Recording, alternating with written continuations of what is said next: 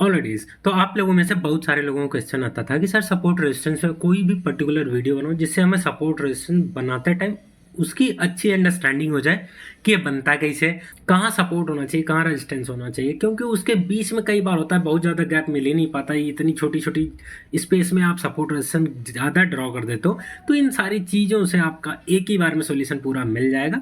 तो इस वीडियो को लास्ट तक देखना। तो ड्रॉ करने से पहले हम ये चार चीजें देखते हैं कि ये किस तरीके से होता है। First thing, what is support and resistance, मतलब ये क्या होता है। सेकेंड चीज हम देखेंगे difference between support and resistance and supply and demand zone, क्योंकि इसमें लोगों को बहुत कंफ्यूजन होती है। थर्ड पॉइंट अपना आएगा कि टाइम फ्रेम हम किस ट्रेडिंग के लिए कौन सा यूज करें।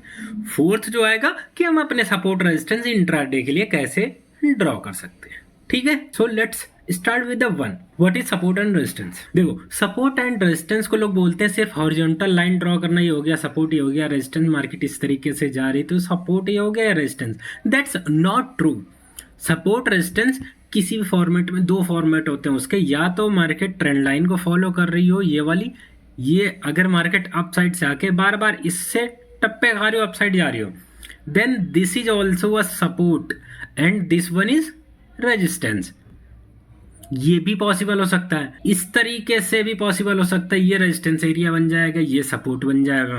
तो यही प्रॉब्लम होती है कि लोगों को सपोर्ट रेजिस्टेंस के बारे में प्रॉपर समझ नहीं आता। देखो, एक तो होती है horizontal lines support and resistance की, सेकंड होती है ट्रेंड लाइंस भी सपोर्ट रेजिस्टेंस के तरीके ही एक्ट करती है। जैसे अभी हम एग्जांपल के लिए देखें तो इस पॉइंट पे अगर हम कुछ इस तरीके से ड्रॉ करें तो ये जो है सपोर्ट बन गया, ये बन गया अपना रेजिस्टेंस। अब जरूरी नहीं कि ये वाला ही सपोर्ट हम कंसीडर करें, ये भी सपोर्ट है और ये रेजिस्टेंस है।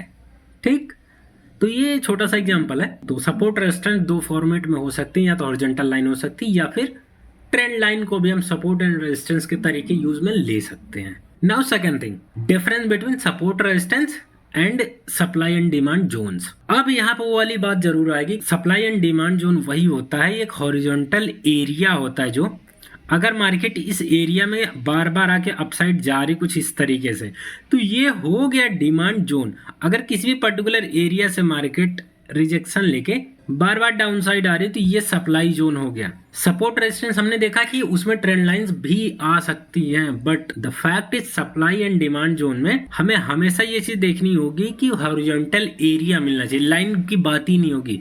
सप्लाई एंड डिमांड जोन्स में लाइन नहीं आती, इसमें प्रॉपर एक एक जोन्स आते हैं। तो ये छोटा सा डिफरेंस होता है supply and demand zone plus support and resistance में। इस दोनों को हम कैसे कंबाइन करके सही से यूज कर सकते हैं, मैं देखो छोटा सा एग्जांपल दे देता हूँ जिसमें टाइम फ्रेम वाला थर्ड पॉइंट भी कवर हो जाएगा। अगर हम एग्जांपल के लिए इंट्राडे के लिए हमें support resistance and supply demand zone सारे फाइंड आउट करने हैं, तो वो किस टाइम फ्रेम पे हम करेंगे। देखो, अगर इंट्राडे के लिए करना है तो सबसे पहले आवरली टाइम फ्रेम के अराउंड आपके सप्लाई एंड डिमांड जोन समझ आने चाहिए आपको कि कहाँ पे है, वो आप ड्रॉ कर सकते हो।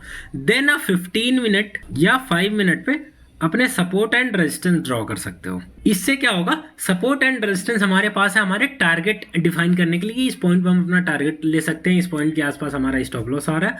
But supply and demand zone जो है ये आपको दिखाएगा कि किस एरिया से आपको बाइंग करनी, कहां से सेलिंग करनी है, किस एरिया के अराउंड आपको कुछ नहीं करना है। क्योंकि हमेशा एक चीज याद रखना, अगर मार्केट सप्लाई वाले एरिया पे है तो यहाँ पे हमें ऑलमोस्ट अगर सेल साइड का कोई प्रॉपर ट्रेड मिलता है तो एक शार्प मूव देखने मिल सकता है। सेम सिनेरियो अगर डिमांड जोन पे है मार्केट तो यहाँ से एक शार्प मूव देखने मिल सकता है अपसाइड का। बट बीच में कहीं ना कहीं सपोर्ट रेजिस्टेंस आते रहेंगे जो कि हमें ड्रॉ करके रखने हैं, जिससे हम अपना टारगेट और स्टॉप लॉस डिफाइन कर पाए। जैसे एक थोड़े से रियल एग्जांपल की बात करी जाए तो यहाँ पे ये जो एरिया हम पीछे जाके अगर इसे मैच करें, अगर ये एरिया इतना डिमांड जोन है तो इस एरिया के अराउंड हमें बाइंग साइड की कोई भी एंट्री मिलती है जिसमें हमें एक रेजिस्टेंस यहाँ पे मिल जाएगा, एक यहाँ पे मिल जाएगा, एक यहाँ पे मिल जाएगा। लेकिन जरूरी थोड़ी कि ये सप्लाई जोन है, नहीं, ये रेजिस्टेंस है, ये सप्लाई जोन नहीं है।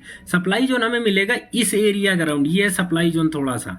अभी ये भी कंफर्म नहीं हुआ मार्केट यहाँ पे जाए एंड शार्प रिजेक्शन ले, देन दैट मींस कि यहाँ पे थोड़ी सप्लाई हो रही है। समझ आ रही है ना बात। अब आते हैं हम अपने फोर्थ पॉइंट की तरफ, how to draw support and resistance for intraday. बाकी स्विंग ट्रेड्स वगैरह के लिए सबके लिए अगर आपको चाहिए तो आप कमेंट में बता देना कि स्विंग ट्रेडिंग के लिए चाहिए तो उसके लिए भी मैं एक पर्टिकुलर वीडियो बना दूंगा जिसमें आप बहुत अच्छे से सपोर्ट रेजिस्टेंस या सप्लाई डिमांड जोन सारी चीजें यूज करके ट्रेड अपना प्लान कर सकते हो। ठीक है, तो सपोर्ट रेजिस्टेंस ड्रॉ करने के लिए आपको दो चीजें हमेशा ध्यान में रखनी है। पहला, आपको फिबो यूज करना है। सेकेंड थिंग, अगर आप बायर सेलर्स का पर्सपेक्टिव थोड़ा बहुत समझते हो तो कॉमन सेंस आप यूज कर सकते हो।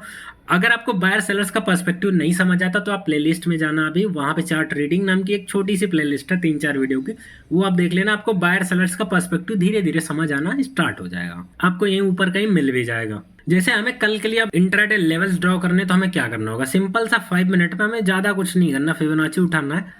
इंट्राडे के लिए हमें ड्रॉ करना है, तो बॉटम टू टॉप आपने फिबोनाची लगा दिया। आपको इसमें 3-4 चीजें दिख रही होंगी फिबोनाची में। अगर हम 50% एरिया अराउंड देखें तो मार्केट ने अच्छा खासा इसकी रेस्पेक्ट दिखाई। दैट मीन्स ये एक आपका इंट्राडे लेवल तो यही मिल गया। सेकंड, मार्केट जब ऊपर जा रहा था इस पॉइंट पे स्ट्रगल किया था। दूसरा ये हो गया, तीसरा ये हो गया। फोर्थ पॉइंट अगर आप देखो तो यहाँ पे आपको थोड़ा सा ये मैच करना होगा, यहाँ भी है और एक लाइन जो फिबो वाली आ रही है। तो इसके लिए आप वैलिड करने के लिए पीछे जाके थोड़ा सा बैक टेस्ट कर सकते हो कि ये वाला सही है या फिर थोड़ा ऊपर वाला। तो हम लोग पहले ड्रॉ कर लेते हैं, अब चल के हम थोड़ा सा पीछे देख लेते हैं क्या ये सच में वैलिड है। तो इस पॉइंट पे हम काफी पीछे आ चुके हैं एंड हमें अपने सारे लेवल्स को एक एक बार देखना है मार्केट ने इसकी प्रीवियसली रेस्पेक्ट की थी या फिर नहीं की थी। तो सिंपल सा हम इस पॉइंट पे देखें तो मार्केट ने यहाँ पे एक ट्रैप बनाया था, रेस्पेक्ट इसी लेवल की दिखाई, मतलब that is okay. Second one, market को तो हमें थोड़ा सा ऊपर लेवल शिफ्ट करना होगा, जैसे कि हमें वहां पे भी दिख रहा था ये इस पॉइंट पे। यहाँ पे मार्केट ने इसकी प्रॉपर रेस्पेक्ट दिखाई, इस पॉइंट पे भी आपको रेस्पेक्ट देखती हुई मिल सकती है क्योंकि मार्केट ने इसका ब्रेकआउट दिया तो अगले वाले सीधे लेवल पे जाके रुका था। यहाँ पे भी मार्केट ने रुकी और इस पॉइंट पे आप रेस्पेक्ट देख सकते हो। दैट मीन्स कि ये क्लियर हो गया, हमें दूसरी कोई चीज लगानी नहीं, कॉमन सेंस यही आपको यूज करना था। या तो आप पीछे जाके बैक टेस्ट कर लो कि वो वैलिड है या फिर नहीं, या फिर आपको बायर सेलर्स का पर्सपेक्टिव समझ आता है तो आप ऑलरेडी उसमें देख सकते हो कि थोड़ा ऊपर करना है या नीचे करना। ठीक है, तो ये रहा सपोर्ट रेजिस्टेंस का एकदम बेसिक, जिससे आप सपोर्ट रेजिस्टेंस ड्रॉ कर सकते हो, सप्लाई एंड डिमांड जोन ढूंढ सकते हो। अगर सिंगल आपको सप्लाई एंड डिमांड जोन कैसे फाइंड आउट करते हो उस पर वीडियो चाहिए तो कमेंट बॉक्स में जरूर बताना। बाकी वीडियो कैसी लगी हो ये भी आप कमेंट बॉक्स में बताना। अगर इसमें 100 लाइक्स हो गए तो अगली वीडियो में आप पब्लिश कर दूंगा।